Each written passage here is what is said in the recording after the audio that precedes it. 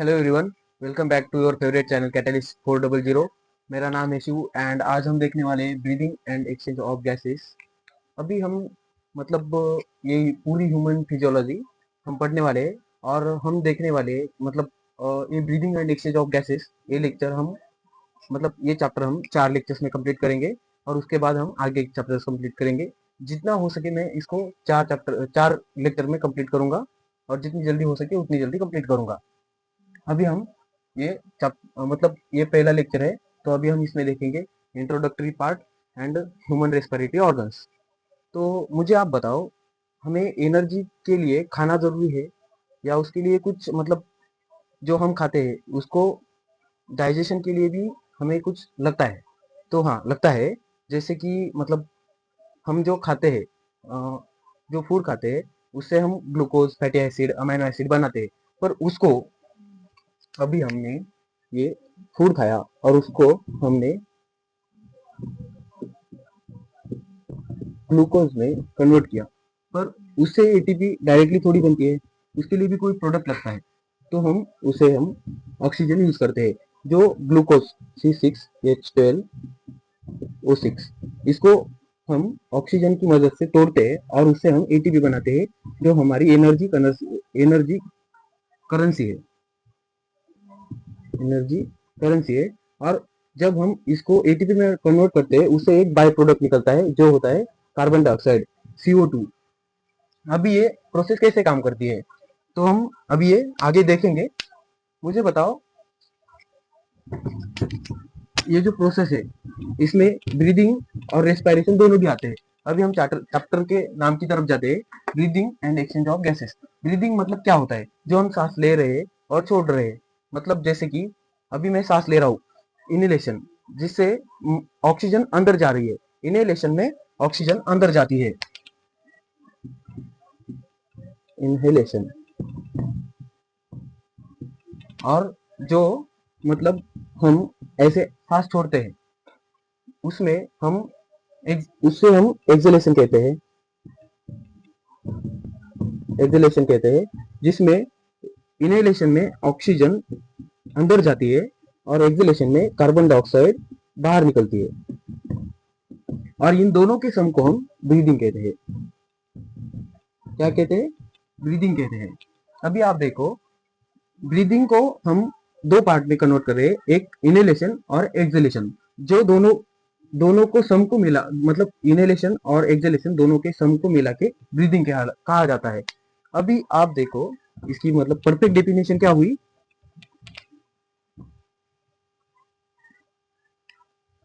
एक सेकेंड, मैं आपको लिख के दिखाता हूँ।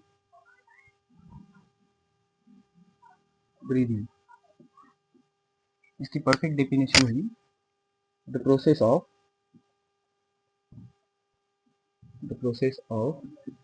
इनहेलेशन एंड एक्सहेलेशन, जिसमें O2 इनर साइड जाता है और CO2 बाहर निकलता है। अब आप बताओ मुझे, ब्रीदिंग एंड रेस्पिरेशन ये दोनों सेम है? नहीं, ये दोनों सेम नहीं है। ब्रीदिंग क्या होता है? जो हम सांस लेते हैं और छोड़ते हैं। और रेस्पिरेशन रेस्पिरेशन होता है,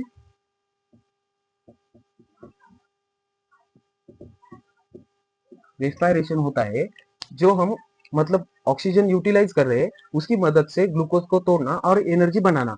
अभी मैंने आपको जैसे बताया वैसे ही एनर जैसे मैंने अभी आपको बताया कि ये ग्लूकोज से जो ऑक्सीजन यूज करके एटीपी बनाना, उसे हम रेस्पिरेशन कहते हैं। Utilisation of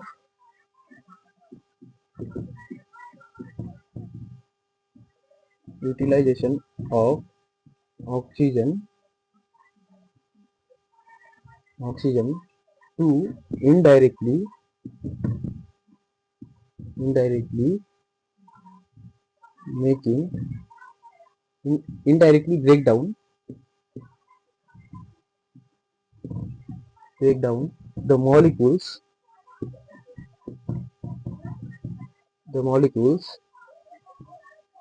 to make ATP. अभी रेस्पिरेशन से हम एटीपी बनाते हैं। अभी इन दोनों की मतलब ये जो ब्रीदिंग होती है ये फिजिकल प्रोसेस होती है और ये बायोकेमिकल प्रोसेस होती है। रेस्पिरेशन जो मतलब हमारे बॉडी के अंदर जाके रेस्पिरेशन हमारे बॉडी के अंदर काम करता है जैसे बायोकेमिकल प्रोसेस होगी, और ये ब्रीदिंग जो हमारी फिजिकल प्रोसेस होगी नॉस्ट्रिल्स वो यूज करके। तो हम इसे लिखते हैं जहां से एक पॉइंट निकल के आता है breathing. Breathing is a physical process और respiration is a biochemical process।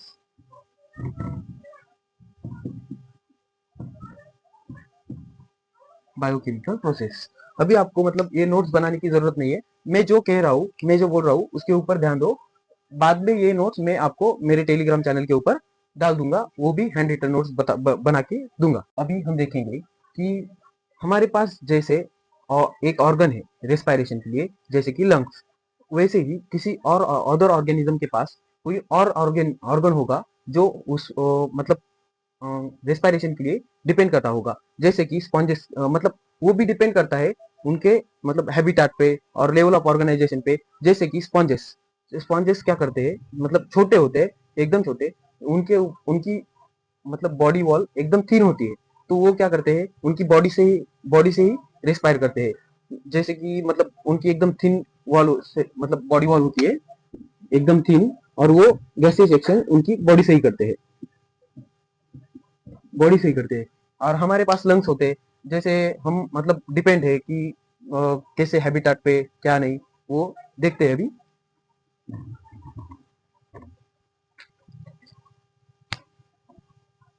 Mechanism of breathing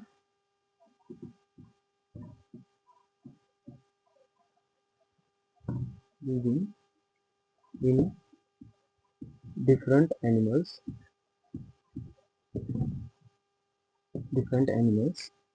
depend on किस किस चीज के ऊपर डिपेंड करते हैं, हैबिटेट के ऊपर।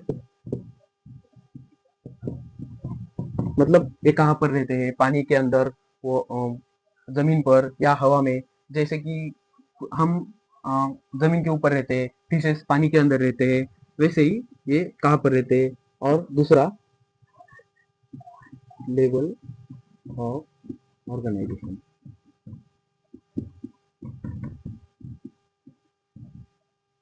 लेवल सबके निकलेंगे पर निकलेंगे उसी के जो यहाँ पर खड़ा होगा।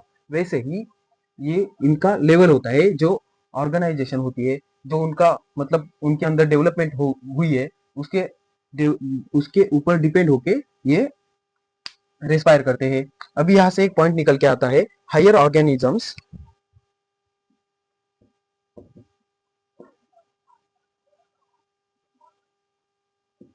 Higher organisms need specialised respiratory organs.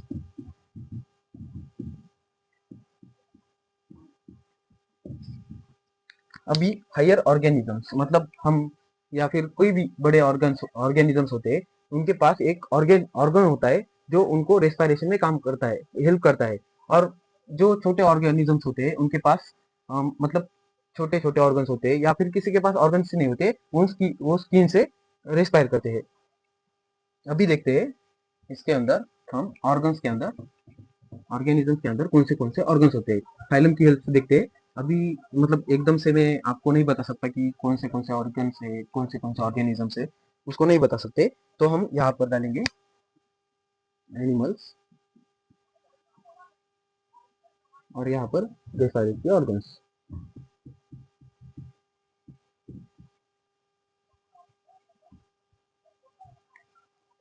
ये आप मतलब इस चैप्टर में तो नहीं है, पर जो हम एनिमल किंगडम पढ़ते हैं ना, आपने पढ़ा ही होगा, उसके अंदर है। अभी वो भी मतलब ये तो ह्यूमन के ऊपर चैप्टर डिपेंड है, पर ये भी हमारे सिलेबस में आते हैं तो हमें पढ़ना जरूरी है। जैसे कि फाइलम पोरीफेरा। पोरीफेरा इनके पास ऑर्गन होता है क्या? नहीं, तो इनके पास ऑर्गन नहीं होता है। ये इनकी बॉडी वॉल से ही, सरफेस से ही गैसेस एक्सचेंज करते हैं। बॉडी सरफेस, वैसे ही इनके मतलब बाकी की भी जो फाइलम है, निडारिया, टीनोफोरा, प्लेटीहेलमिंथस,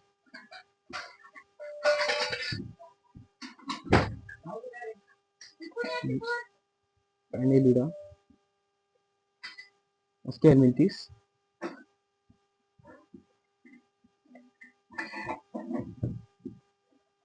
स्केलमिंथस एंड एनेलिडा,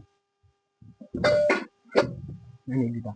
अभी ये सभी ऑर्गेनिजम्स डिपेंड करते हैं बॉडी सरफेस पे। इनके पास कोई भी स्पेशलाइज्ड ऑर्गन नहीं होता है, तो ये बॉडी की मदद से ही करते हैं।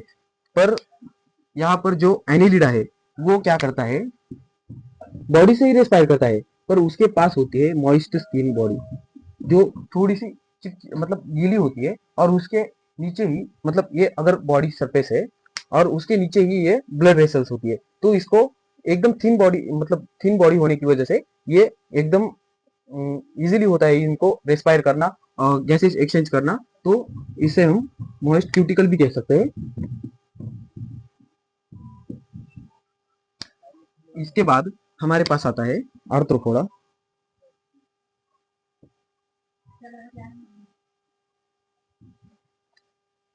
आर्थ्रोपोडा में क्या क्या होता है, ये एक्वेटिक भी होते हैं और टेरेस्ट्रियल भी होते हैं। अब इन दोनों में भी मैंने बोला था ना आपको कि जो लैंड पे रहते हैं उनके पास अलग ऑर्गन्स होते हैं, और जो पानी में रहते हैं उनके पास अलग ऑर्गन्स होते हैं। जो एक्वेटिक में रहते हैं वो गिल्स यूज करते हैं, और जो टेरेस्ट्रियल होते हैं उनके पास ट्रैकियल ट्यूब्स होते हैं।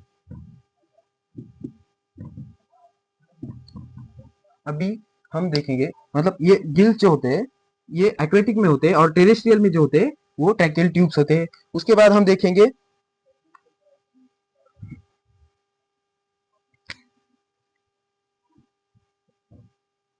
मोलिस्का। मोलिस्का में भी ऐसे ही होता है, एक्वेटिक होता है, एक्वेटिक और टेरेस्ट्रियल। अभी ये जो एक्वेटिक होते हैं उनके पास तो गिल्स ही होते हैं, पर जो टेरेस्ट्रियल होते हैं, टेरेस्ट्रियल के पास क्या होता है, लंग्स होता है। लंग्स मतलब पुल्मोनरी, पुल्मोनरी रेस्पिरेशन, पुल्मोनरी रेस्पिरेशन करते हैं। और बाद में हम देखेंगे, अभी इसके बाद हम देखेंगे इकेनोडर्मेटा।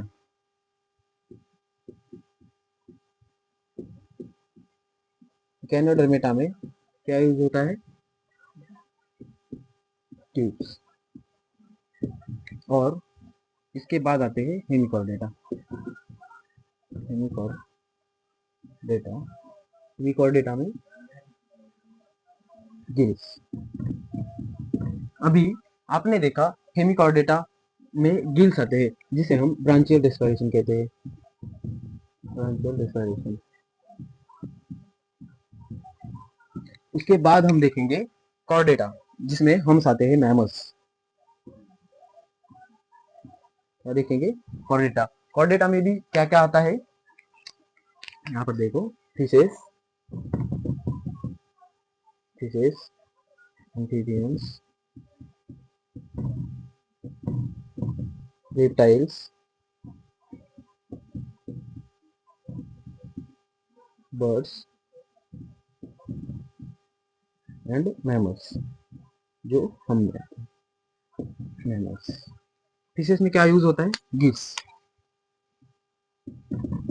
अभी आप देखो, मतलब जो भी आता है वो एक्वेटिक होगा तो गिल्स ही बोलेगा, मतलब क्या, ब्रांचियल रेस्पिरेशन। आपको याद रखने में आसानी होगी। अभी आप देखो फिशेस में गिल्स आते हैं। फिश कहाँ पर रहती है, पानी में, वाटर में, एक्वेटिक है ना। तो मतलब ये जहां पर मतलब पानी आता है वहां पर गिल्स आते हैं। अभी आपने पहले देखा कि जो जहां जहां गिल्स आ रहे हैं, मतलब अभी एग्जांपल लो हेमिकॉर्डेटा, हेमिकॉर्डेटा में भी गिल्स आ रहे हैं, तो ये एक्वेटिक हुए। जो जहां पर मतलब एक्वेटिक आया वहां पर डायरेक्टली गिल्स लगा दो। उसके बाद एम्फीबियंस, एम्फीबियंस में भी एग्जांपल ले लो, आपको याद करने में आसानी होगी। फ्रॉग, फ्रॉग में अब फ्रॉग कैसे कैसे रेस्पायर करता है, बॉडी सरफेस की, बॉडी सरफेस,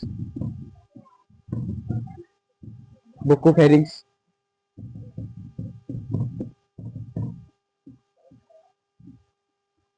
गिल्स, इनकी इनकी मदद से करता है।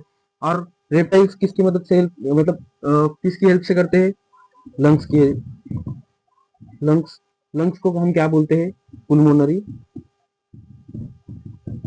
रेस्पायरेशन, इसे क्या कहते हैं, पुल्मोनरी रेस्पायरेशन। बर्ड्स भी पुल्मोनरी रेस्पायरेशन करते हैं, मैमल्स भी पुल्मोनरी रेस्पायरेशन करते हैं। अभी आपने देखा यहाँ पर जो जो मतलब ऑर्गेनिजम्स है वो छोटे से बड़े होने तक, मतलब यहाँ पर देखो, अभी हमने पहले जो ऑर्गेनिजम्स देखे वो एकदम छोटे ऑर्गेनिज्म थे, उनकी पास जो जो ऑर्गन्स थे वो उनकी मतलब बॉडी के हैबिटेट के ऊपर डिपेंड थे, लेवल ऑफ ऑर्गेनाइजेशन के ऊपर डिपेंड थे। वैसे ही यहाँ पर भी वैसे ही है। तो आगे की प्रोसेस भी वैसे ही देखेंगे। जो भी मतलब अ, जो भी ऑर्गेनिज्म होगा वो उनकी हैबिटेट और लेवल ऑफ ऑर्गेनाइजेशन के ऊपर उनका रेस्पिरेशन डिपेंड होगा। अभी हम देखेंगे ह्यूमन रेस्पिरेटरी ऑर्गन्स, इसके बाद हम देखेंगे ह्यूमन रेस्पिरेटरी ऑर्गन्स। उसके पहले मतलब ह्यूमन रेस्पिरेटरी ऑर्गन्स में ही देखेंगे कि एक्सचेंज मतलब गैसिक एक्सचेंज कहाँ कहाँ होते हैं। पहले हम हेडलाइन डाल देते हैं, ह्यूमन रेस्पिरेटरी ऑर्गन्स। अभी यहाँ पर गैसेज एक्सचेंज कहाँ पर होते हैं, मतलब एक्सचेंज ऑफ गैसेज देखेंगे किस किस के बीच में होते हैं।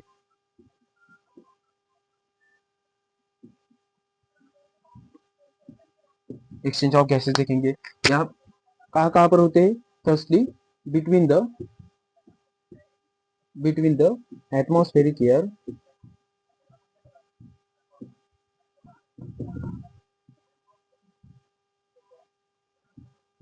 Air and lungs. उसके बाद बिटवीन लंग्स एंड ब्लड। उसके बाद थर्ड आता है between the blood and tissue. और यहाँ पर मतलब पहले एटमॉस्फेरिक एयर हमारे लंग्स में जाती है, लंग्स के बाद ब्लड में जाती है, और ब्लड के बाद टिश्यू में जाती है, टिश्यू के बाद सेल्स में जाकर ऑर्गन्स के पास जाती है, जहां से ऑक्सीजन यूटिलाइज होके कार्बन डाइऑक्साइड फिर से वापस होती है इसी प्रोसेस में। समझा। अभी हम देखेंगे human respiratory organs. Human respiratory organs में पहले आता है एक्सटर्नल नॉस्ट्रिल, जो हमारे लिप्स के ऊपर होता है। लिप्स के ऊपर जो एक्सटर्नल नॉस्ट्रिल होता है, अबव द लिप्स, लिप्स। उसके बाद नजल चेंबर आता है, नजल चेंबर के बाद आता है फेरिंग्स। फेरिंग्स जो होता है वो कॉमन पैसेज होता है,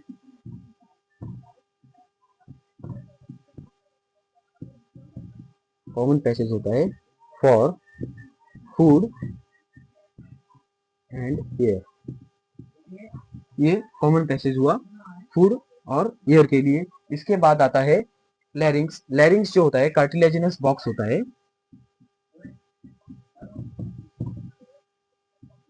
कार्टिलेजिनस बॉक्स होता है जिससे हम साउंड बॉक्स भी कहते हैं, जिससे आवाज आती है हमारी। अभी मेरी जो आवाज आ रही है वो इस लैरिंग्स की वजह से आ रही है, जिसे हम साउंड बॉक्स भी कहते हैं, वो कार्टिलेजिनस बॉक्स भी होता है। और ये ट्रैकिया। उसके बाद आता है ट्रैकिया। जो लैरिंग्स ओपन होती है वो ट्रैकिया के बीच में होती है। ट्रैकिया को हम वाइन पाइप कहते हैं, जिससे वाइन पाइप, जिससे ईयर पास होती है। और फिर ट्रैकिया, ये जो ट्रैकिया है, ये ट्रैकिया यहाँ पर प्राइमरी ब्रोंकाई में राइट साइड और लेफ्ट साइड में ये ट्रैकिया, और ये प्राइमरी ब्रोंकाई दोनों साइड, ये लेफ्ट साइड और ये राइट साइड, दोनों साइड में मतलब प्राइमरी ब्रोंकाई में डिवाइड हो जाता है। उसके बाद ये प्राइमरी ब्रोंकाई सेकेंडरी ब्रोंकाई में डिवाइड हो जाता है, ऐसे ऐसे सेकेंडरी ब्रोंकाई, और ये ऐसे ही टर्शियरी ब्रोंकाई में डिवाइड हो जाता है, ऐसे टर्शियरी ब्रोंकाई में। और उसके बाद आते हैं छोटे छोटे छोटे छोटे इनिशियल ब्रोंक्यूल्स, इनिशियल ब्रोंक्यूल्स, और उसके बाद आते हैं टर्मिनल ब्रोंक्यूल्स, और टर्मिनल ब्रोंक्यूल्स के बाद आता है अल्वियोलाई, जो एक thin vascularised bag like structure होता है, एक मतलब थिन होता है, ये याद रखना, थिन और थिक के बीच में आप फंस जाते हो। Thin vascularised bag like structure, ये पूरी की पूरी ऐसे ही लाइन है एनसीईआरटी के बीच में। अभी ये मतलब alveoli thin vascularised bag like structure, और ये जो फेरिंग्स और लैरिंग्स है, इसके बीच में एक ग्लॉटिस होता है, ग्लॉटिस, जो इसके ऊपर मतलब ये ग्लॉटिस जो है, ये फेरिंग्स और ये लैरिंग्स समझो, ये इसके बीच में जो है वो ये हुआ ग्लॉटिस, इसके ऊपर एक एकदम थिन थिन पतला सा कार्टिलेज का बना हुआ इपीग्लॉटिस होता है, जिसे हम इपीग्लॉटिस कहते हैं। इलास्टिक कार्टिलेजिनस फ्लैप होता है, जो ऐसे फ्लैप करता रहता है, मतलब वो प्रिवेंट करता है कि मतलब ये लैरिंग्स में फूड ना जाए, मतलब वो एयर एयर जो पास होती है उसमें फूड ना अटक जाए, अगर फूड अटक जाती है तो हमें खांसी लग जाती है, इसलिए वो इपीग्लॉटिस उसकी वजह से काम करता है। और अगर वो ठीक होता तो ऐसे फ्लैप नहीं करता, इसलिए वो थिन होता है, तो ये याद रखना, epiglottis is a thin cartilaginous flap।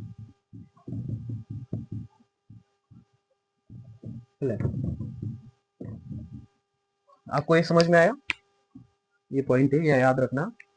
अभी ये ग्लॉटिस के बीच में ऐसे आया, ट्रैकिया वाइन पाइप कहते हैं, और ट्रैकिया को हमने डिवाइड किया है, मतलब ये डिवाइड होता है प्राइमरी ब्रोंकाई में, और उसके बाद सेकेंडरी, टर्शरी और इनिशियल, उसके बाद टर्मिनल ब्रोंकाई में। अभी हम देखेंगे इसमें भी दो जोन होते हैं, कंडक्टिंग जोन और एक्सचेंज जोन। मैं आपको बताता हूँ ये क्या होता है। आपको नोट्स नहीं बनाने हैं, मैं आपको नोट्स टेलीग्राम चैनल के ऊपर दे दूंगा, यही नोट्स पूरे मेरे मतलब हैंड रिटन नोट्स दे दूंगा आपको। एक सेकेंड, 1 2 3 4 5 ये 6, आपको समझने में मतलब आसानी होगी इसलिए मैं बना रहा हूँ। कंडक्टिंग जोन क्या होता है, यहाँ से ये टर्मिनल ब्रोंक्यूल्स तक। कौन सा conducting zone,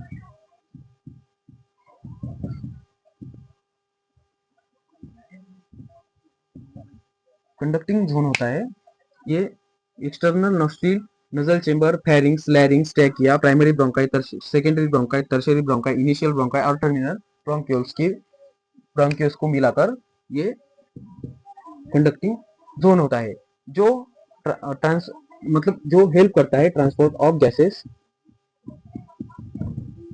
transport of gases.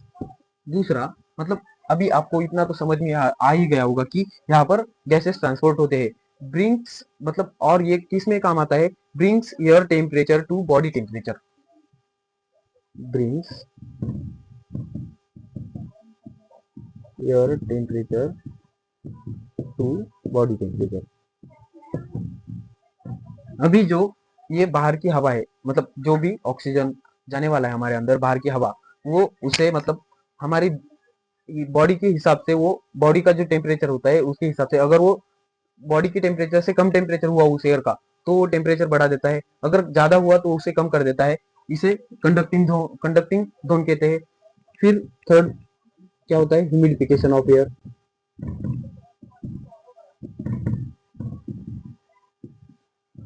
Humidify करता है ये, हाँ ये मतलब जो अंदर एयर जा रही है उसे ह्यूमिडिफाई करता है।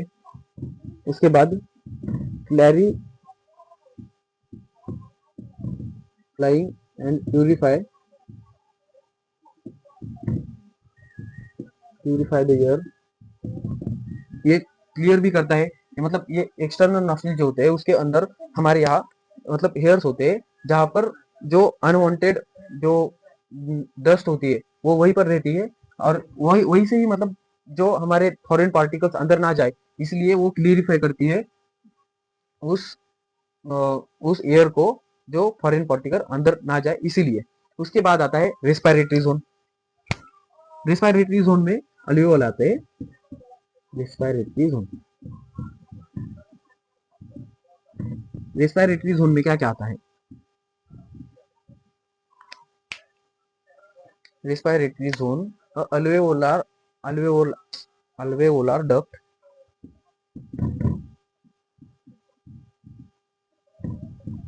Alveolar duct. सेकेंड आता है अल्वेओलार सैक्स, और थर्ड आता है अल्वेओलाई। इनसे मतलब ये तीनों को मिलाकर रेस्पिरेटरी जोन बनता है, जिसे हम एक्सचेंज जोन भी कहते हैं। क्या कहते हैं? एक्सचेंज जोन, जहां पर एक्चुअल डिफ्यूजन होता है of the air between atmosphere and blood. The diffusion of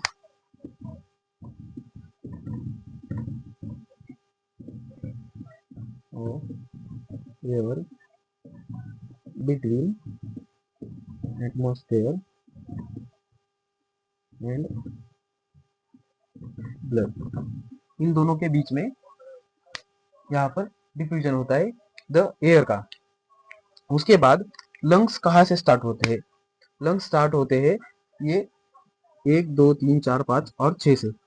जो हमने नंबर दिए थे उनको हम लंग्स कहते हैं। यहाँ से लंग्स स्टार्ट होते हैं। अभी जो मैंने आपको मतलब ये टैकिया बना के दिखाई थी, उसके बाद प्राइमरी ब्रोंकाई, ये सेकेंडरी ब्रोंकाई, यहाँ पर ये टर्शियरी ब्रोंकाई, यहाँ से ये ऐसे ही, ये से ये टर्शियरी ब्रोंकाई, और उसके बाद यहाँ से छोटे छोटे, उसके बाद और छोटे, जो हम इनिशियल ब्रोंकाई, टर्मिनल ब्रोंक्यूल्स और अल्वियोलाई जो होते हैं उसे हम लंग्स कहते हैं। अभी लंग्स हमारे यहाँ पर छोटे होते हैं। अभी मैं आपको लंग्स के बारे में बताता हूँ।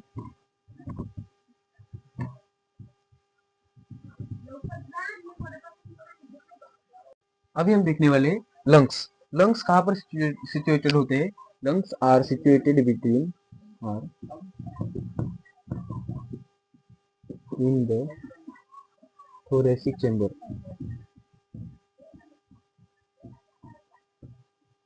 जिसे हम एयर टाइट चेंबर भी कहते हैं।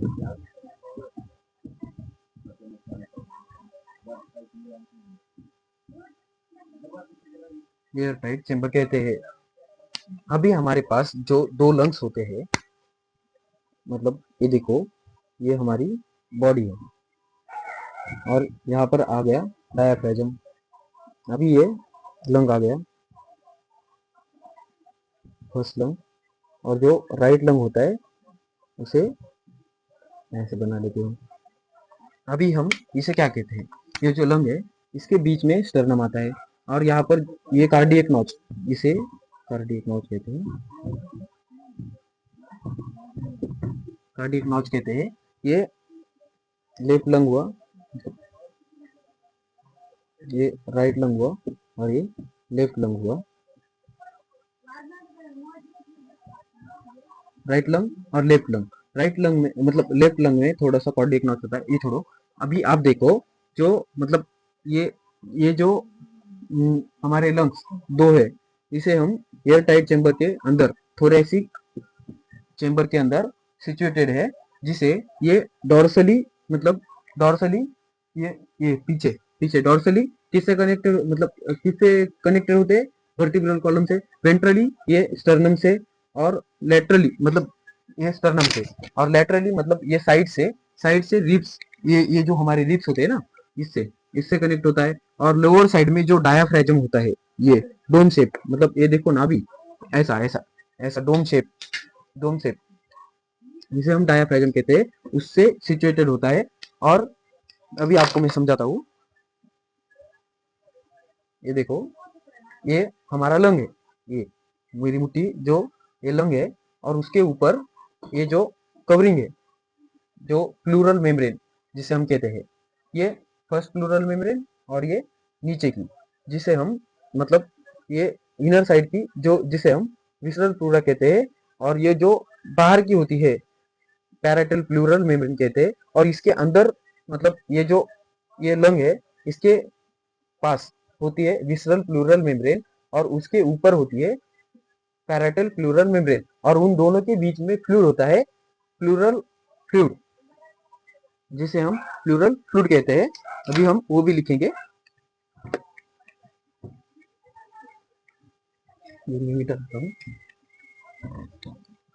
अभी इंटरनल इंटरनल मेम्ब्रेन को हम visceral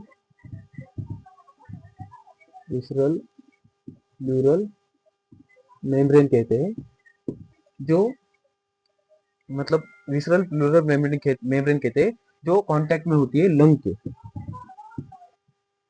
contact with lung.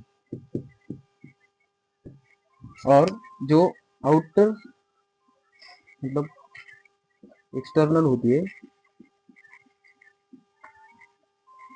External membrane होती है, जिसे हम पैराइटल प्लूरल मेम्ब्रेन कहते हैं।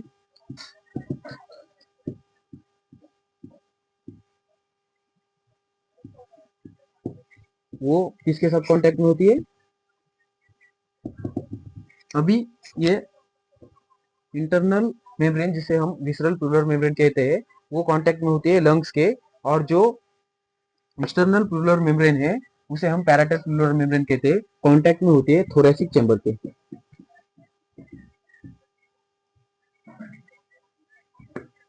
और जो इन दोनों के बीच में प्लूरल फ्लूइड होता है,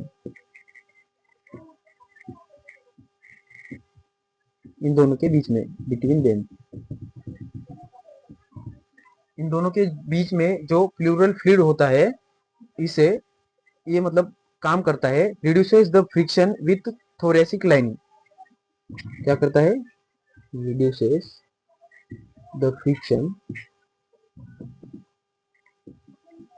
विथ थोरैसिक लाइनिंग। अभी आपको समझ में आया क्या? ये ये जो हमारा लंग है वो दो मेम्ब्रेन से ढका हुआ है।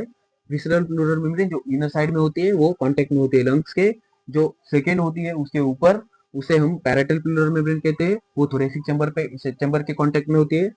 जो उन दोनों के बीच में, ये विसरल प्लूरा और पैराइटल प्लूरा के बीच में जो फ्लूइड आता है, उसे हम पैराइटल फ्लूइड कहते हैं, जो रिड्यूस करता है फ्रिक्शन। ये दोनों लंग्स के बीच का फ्रिक्शन कम करता है, रिड्यूस करता है। और मैं भूल गया आपको बताने की, मतलब जो कार्टिलेज के रिंग्स होते हैं ना, वो आधे आधे आधे रिंग्स, वो ट्रैकिया से ऐसे कनेक्टेड होते हैं, आधे आधी आधी, क्योंकि एक साइड से ये जो है ना, ये पीछे वाली, इससे उनको सपोर्ट मिलता है, पर यहाँ से जो सपोर्ट मिलने वाला है ना, वो ऐसे ऐसे जो सपोर्ट मिलता है ना, वो आधी ही रिंग से मिलता है। तो वो इनकम्प्लीट कार्टिलेजिनस रिंग्स होती है, वो जो ट्रैकिया से कहाँ तक होती है? इनिशियल ब्रोंकियोस तक होती है। ट्रैकिया से primary bronchi, secondary bronchi, tertiary bronchi,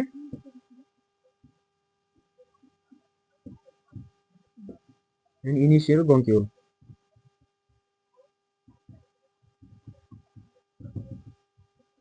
और ये इनके बीच में नाइन नाइन कार्टिलेज के इनकम्प्लीट रिंग्स होते हैं, इनकम्प्लीट कार्टिलेज रिंग्स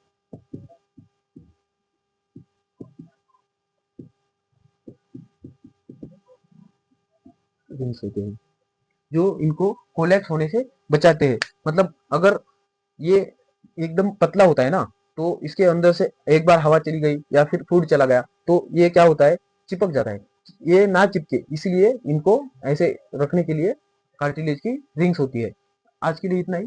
फिर हम आगे का चैप्टर दूसरे लेक्चर में देखेंगे, और ऐसे ही और 3 लेक्चर्स होंगे जिसके बीच में हम आगे का चैप्टर देखेंगे। तब तक के लिए बने रहिए कैटलिस्ट 400 के साथ। और आपको इसके नोट्स, मेरे हैंड रिटन नोट्स मिलेंगे जो मेरे टेलीग्राम चैनल के ऊपर होंगे। आपको मैं उसका स्कैनर देता हूँ लास्ट में, वो तो आप वहां से ज्वाइन कर लेना वो ग्रुप। Bye bye.